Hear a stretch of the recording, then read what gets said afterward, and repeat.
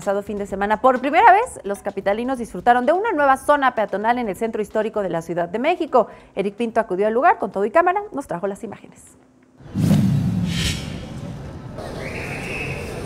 Caminar por la avenida 20 de noviembre sin tener que esquivar vehículos es una actividad que tanto capitalinos como turistas nacionales y extranjeros pueden realizar ahora todos los fines de semana aquí en la Ciudad de México.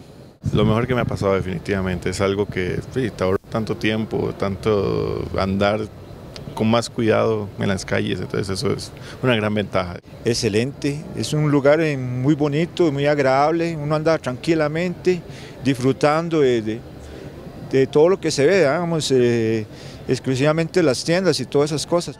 El cierre de esta avenida que da acceso al Zócalo capitalino representa para algunos comerciantes una oportunidad para incrementar sus ventas, siempre y cuando se realice acompañado de otras acciones. Pues más que nada la afluencia de gente que tenga. Entonces, si nada más van a abrir, pues antes habían banquitas aquí, no sé si las vuelvan a poner. Si las vuelven a poner sí me beneficia bastante. De acuerdo a la Cámara Nacional de Comercio en Pequeño de la Ciudad de México, el proceso de peatonalización de algunas calles del primer cuadro de la ciudad es algo que debe continuar. Consideran que de esta manera se apoya no solo a los grandes consorcios, sino también al pequeño y al mediano comercio.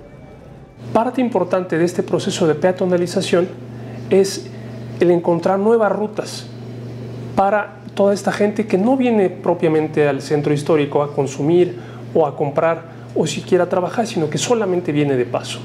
Ante este cierre, los automovilistas podrán continuar circulando por el lugar utilizando vías alternas.